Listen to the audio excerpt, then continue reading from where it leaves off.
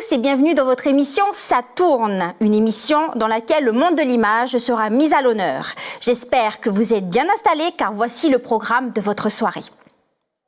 Au box-office cette semaine, dans vos salles de cinéma habituelles, John Wick chapitre 4, l'un des plus gros films d'action attendus pour ce début d'année. Un retour haut en couleur avec un casting 5 étoiles, Donnie Yen, Scott Adkins ou encore Hiroyuki Sanada, les fans d'arts martiaux devraient être ravis. Mais il n'y aurait pas de magie à l'écran sans les personnes derrière le rideau. Ce soir, gros plan sur le Calédonien Mindak qui, le temps d'un film, a troqué son kimono de karaté pour une armure. Alors comment un Calédonien se retrouve à être cascadeur dans l'un des films français le plus cher de l'histoire? Il nous dira tout. En Nouvelle-Calédonie, les hommes et les requins cohabitent depuis toujours, mais cette promiscuité devient de plus en plus problématique avec les requins tigres et bulldogs. Services municipaux et associations se sont regroupés pour essayer de trouver des solutions. On en parle ce soir avec Mathieu. Enfin, si comme moi vous êtes amateur d'étranges et de macabre, vous n'avez pas pu passer à côté de la série à succès Mercredi, réalisée par Tim Burton et sortie sur Netflix. C'est mon coup de cœur du moment. Que de belles choses à découvrir ce soir dans votre émission. Alors, comme chaque semaine, je vous ai préparé une sélection de films qui, pour moi, méritent le déplacement au cinéma. Je vous propose qu'on la découvre tout de suite dans votre chronique à l'affiche.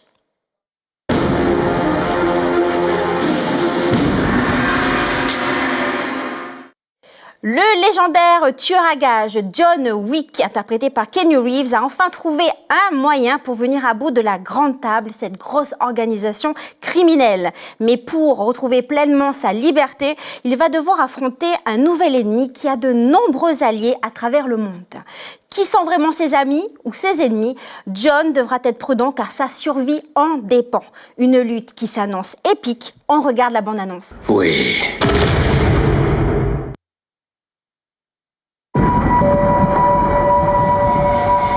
Tu viens lui dire adieu? Je viens la saluer. Tu crois que ta femme peut t'entendre? Non. Alors pourquoi tu essaies? Je peux me tromper. Tu vas mourir. Il me tarde d'aller le voir. Enfin, si vous aimez les films d'animation, vous allez adorer Suzume de Makoto Shinkai. Suzume est une jeune fille de 17 ans qui vit dans une petite ville de Kyushu, la grande île au sud du Japon. Curieuse et intrépide, elle part à l'aventure avec un étrange voyageur qui est à la recherche d'une porte ancestrale.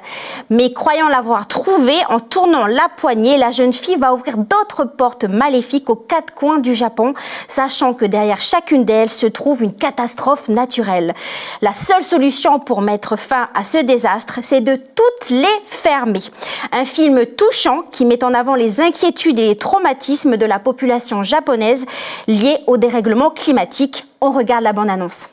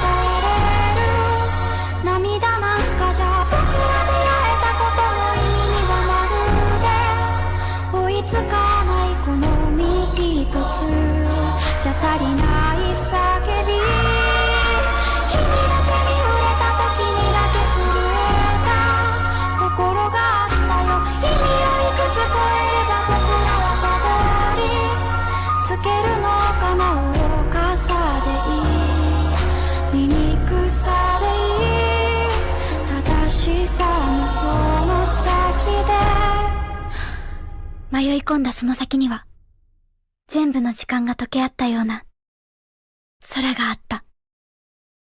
Un magnifique film en version originale, sous-titré en français. Alors, 2 beaux films, n'oubliez pas à retrouver dans vos salles de cinéma habituelles. Mais que serait le cinéma sans les petites mains qui travaillent en coulisses? Certainement pas grand-chose. C'est pourquoi nous avons décidé de les mettre en avant dans votre chronique Gros Plan.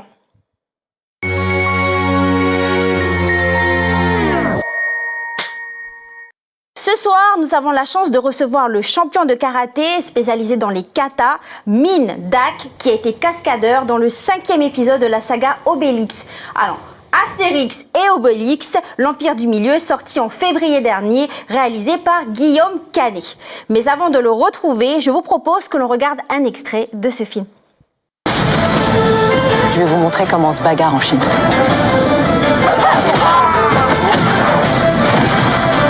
Moi aussi, je suis amoureux. Je trouve qu'il y a beaucoup trop de coups de cœur dans cette aventure. Bonjour Obélix. Bonjour Fabien. Mais tu m'aimes plus? Oui, dis oui. Bonsoir Min. Bonsoir. Merci à toi d'être avec nous ce soir. Avec plaisir. Donc avant de rentrer dans le vif du sujet, comme j'en ai parlé en début d'émission, je voulais savoir si qu'est-ce que tu as pensé justement de John Wick, là, de ce nouveau chapitre, le chapitre 4. Oui, donc je pense, enfin, j'ai vu des extraits, c'est vrai que ça donne vraiment envie parce qu'il y a deux acteurs que j'aime beaucoup, Donnie Yen qui est là et aussi, je me rappelle plus comment il s'appelle, il y a un japonais qui est dedans. Hiroyuki Sanada. Oui, voilà.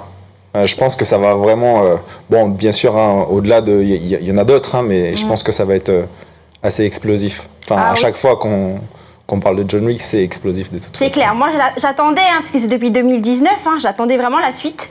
Je sais pas si toi aussi tu l'attendais. Un petit peu, un petit peu.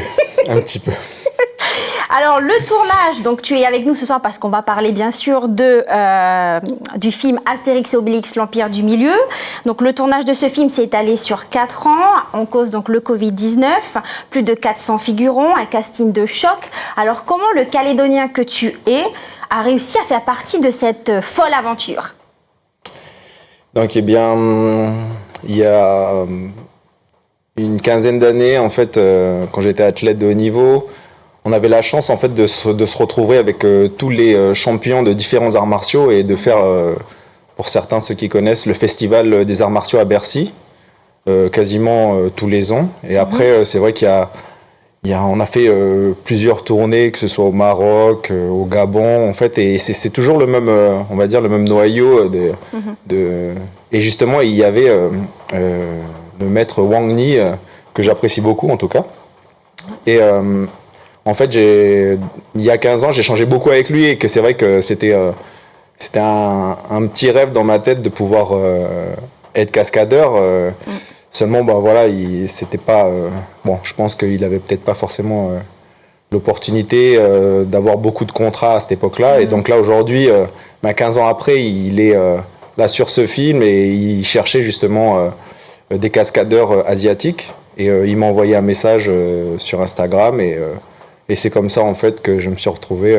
Enfin, il m'a demandé d'abord si j'étais en France. La première partie en fait du tournage, c'était en mai et je lui ai dit que non, mais que j'aurais bien aimé, mais non. Et en fait, sur ces 5 jours de tournage, ils ont pu que tourner 3 jours. Et en fait, ils ont tourné les 2 derniers jours de tournage en juillet. Et bon, par chance pour moi, j'étais en France en juillet, donc c'est comme ça que c'est arrivé.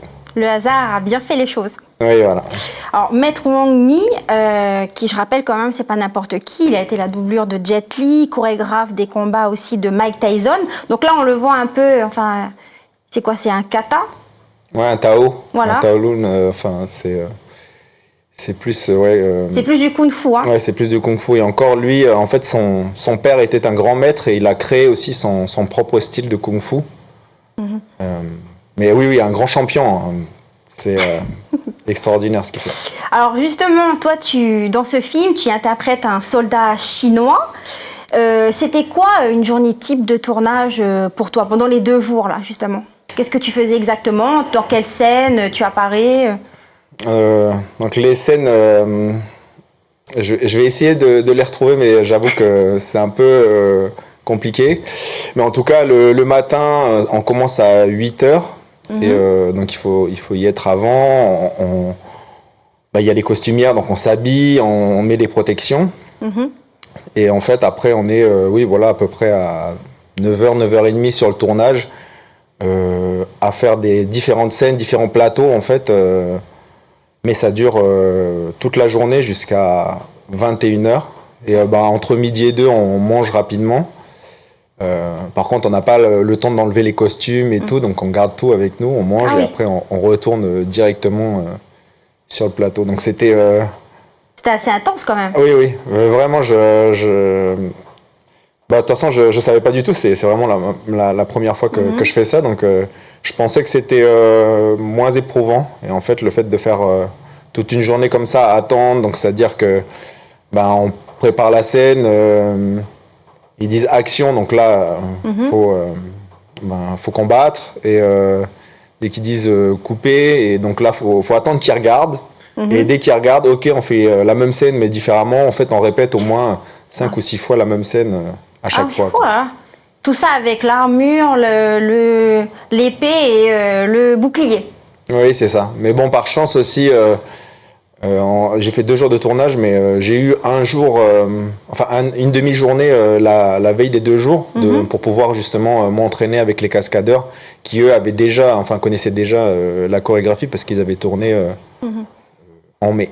Alors justement, tu parles de chorégraphie. Est-ce que c'était plus simple pour toi de l'assimiler, comme justement tu fais du karaté, tu pratiques du karaté ou pas? Oui, je pense. Après, avec les armes, ça a été un peu plus compliqué pour moi parce que c'était la première fois aussi que j'étais obligé d'apprendre des chorégraphies avec des armes. Mais oui, ça a été quand même. Les chorégraphies ont été assez simples. Il y avait peut-être 6 ou 7 mouvements à chaque fois. Il y avait que 5 chorés, donc ça va. C'était pas beaucoup, quoi. Oui, pas beaucoup. Pour moi, ça aurait été plus compliqué, je pense. Oui, après, c'est ça. C'est une question d'habitude. Je pense que n'importe quelle personne mais qui fait un peu des arts martiaux, je pense, aurait pu le faire plus facile. Enfin, le fait plus facilement, c'est sûr. Et du coup, c'était des chorégraphies de kung-fu? Oui, à peu près. En fait, de toute façon, c'est vraiment... c'est un mélange entre le kung-fu et puis vraiment, en fait, comme vous pouvez le voir, derrière, c'est un peu une bataille un peu kaiafu aussi, quoi. Donc, c'est un peu les deux, quoi. D'accord. Est-ce que toi, tu as une anecdote ou un secret de tournage à nous raconter? Tu peux tout nous dire maintenant. Oui. Et justement, en fait, en parlant de ça, quand on a fait les photos avec les costumes et tout, on nous a dit faut attendre que le film y sorte. Wow, ça a pris du temps. J'ai gardé les photos et j'ai dit purée, vivement que le film y sorte. Et donc il est sorti que cette année. Donc, enfin bref, tout ça pour dire oui, il y a une petite anecdote, mais j'ai regardé le film ce week-end en famille et en fait malheureusement il n'y a pas eu la scène en fait où il y a Astérix et Obélix. Dans la grande bataille finale où en fait ils essayent d'aller chercher la princesse et à ce moment-là en fait normalement ils essayent de se frayer un chemin mais sur le film en fait ils l'ont coupé, c'est vachement rapide en fait, ils arrivent directement à l'intérieur du cercle où il y a la princesse et le prince avec le masque là en bambou. Et donc en fait c'est cette partie là où il y a Astérix et Obélix qui se frayent le chemin. En fait nous on est en train de faire la choré et en fait il me propulse. En fait c'est donc Gilles Lelouch, Obélix qui me propulse. Enfin c'est bon, c'était pas préparé et j'avoue que c'était il y a eu plus de peur que de mal et en fait après justement ils sont revenus, ils ont coupé, après ils sont revenus s'excuser. Bon, ils rigolaient, même moi je rigolais, mais bon heureusement que en fait parce qu'il y avait des lances qui sont quand même un peu dures, donc heureusement que je n'étais pas tombé dessus. Donc c'était une petite anecdote comme ça sympa. Plus de peur que de mal aussi et donc voilà. Et oui, c'est clair. Et une autre en fait voilà, comme j'aime bien les petites blagues de Jonathan Cohen, il y a une partie du film où il est en train d'essayer de justement boire la potion magique de Astérix et en fait cette partie-là du film, en fait, nous, on était là autour et on attendait, en fait, justement, les différentes scènes. Et cette scène-là, ils l'ont tournée, voilà, enfin, j'ai pu assister à cette scène. Et c'est franchement, Jonathan Cohen, c'est vraiment aussi bien sur le plateau et même en dehors. Enfin, c'est vraiment un gars qui rigole tout le temps et je trouvais ça assez sympa, quoi. Mine, si demain on t'appelle pour te proposer d'être cascadeur dans un autre film, tu dirais quoi? Ah oui, je dirais oui tout de suite. Après, c'est vrai que cela dépendra de si je suis pas occupé, mais c'est vrai que c'est toujours, ça fait toujours plaisir si toutefois il y a une opportunité. Après, il faut aussi tu veux pas faire carrière, tu veux pas devenir cascadeur? Là, vu mon âge, voilà, hein, c'est. Il n'y a pas d'âge, hein, Donnie Yen. Oui, mais ça fait peut-être 40 ans qu'il est dans le métier. Mais oui, en tout cas, oui, c'est vrai qu'il n'y a pas d'âge. En fait, c'est juste qu'il faudrait retourner en France. Et la vie en France, en fait, j'y ai passé 15 ans. J'aime pas trop le froid, donc voilà. Enfin, j'essaierai de m'entraîner ici un petit peu. Et si toutefois, par chance, ils cherchent encore des Asiates. Mais bon, on voit bien que dans les films, il n'y a pas trop d'Asiates. Bon, à part voilà, Donnie Yen et voilà. Mais sinon, c'est quand même très rare dans les films d'action en général. Donc voilà. Et en tout cas, l'appel est lancé. Donc, si vous nous regardez, en Calédonie, nous avons aussi du talent pour le cinéma. Merci, Mine, d'avoir été avec nous. Merci, avec plaisir en tout cas. Et puis, bonne continuation à toi pour la suite de tes projets. Merci. Alors, une comédie à voir en famille, malgré les nombreuses critiques sur la toile. Pour ma part, je vous la conseille. Après tout, les goûts et les couleurs ne se discutent pas. Alors, le cinéma apporte bien des sensations, comme on vient de le voir, le rire, la joie ou encore la peur. Eh bien, justement, ce soir, avec Mathieu, nous allons découvrir ensemble un film documentaire dont le thème fait écho à ce qui s'est passé dernièrement au pays. C'est l'heure de votre chronique, l'Infodoc.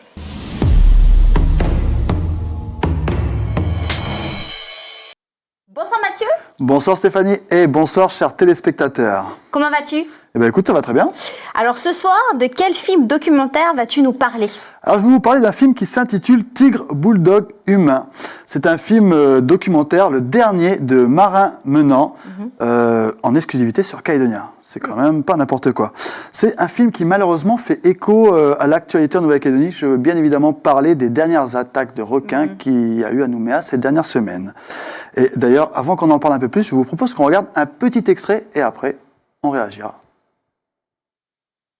On attrapait très peu de requins-tigres. Si on en attrapait un tous les 2-3 mois, c'était le bout du monde, quoi. On a comme principal responsable d'attaque d'abord le requin-tigre. Avec ses dents homodontes, là, qui sont en forme d'encoche et vachement tranchantes, c'est un peu comme un sécateur. Le requin bulldog arrive derrière avec 14 attaques, dont 2 mortelles.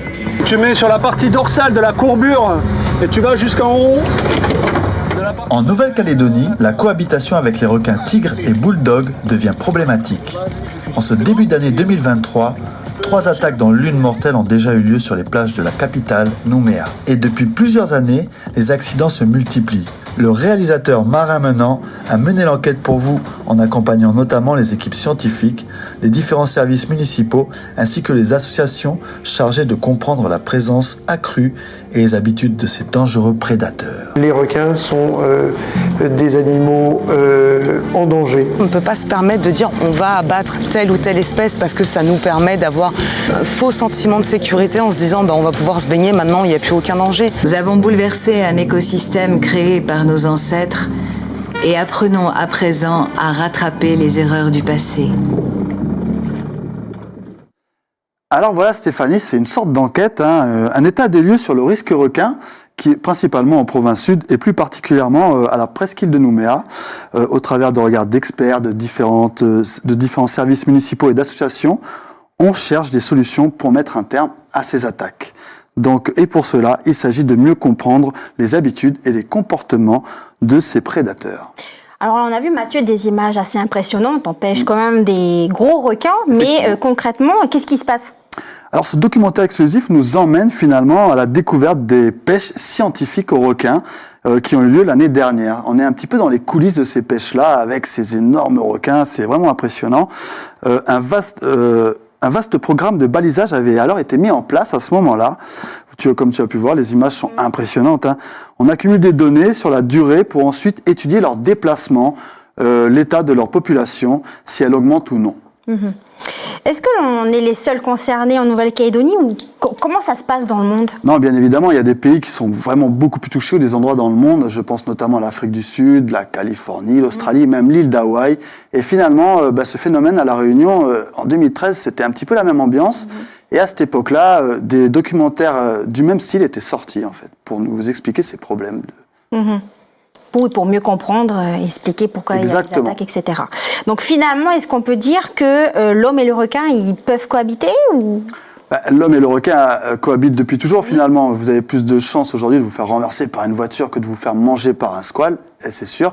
Mais bon, il faut faire bien évidemment attention lors des baignades. Hein. Il y a quelques facteurs à respecter. Depuis 1958 jusqu'à aujourd'hui, 72 attaques de requins ont eu lieu en Nouvelle-Calédonie, dont 13 cas mortels. Merci Mathieu pour la découverte de ce documentaire. Merci à toi Steph de m'avoir accueilli dans ton émission. À noter dans vos agendas qu'il est à retrouver sur Calédonia le lundi 27 mars dès 19h55. Alors au pays, nous sommes aussi friands de séries. Et oui, moi aussi j'adore les séries. J'ai mes séries chronophages que je ne rate pas. On en parle tout de suite dans votre rubrique Homme Cinéma.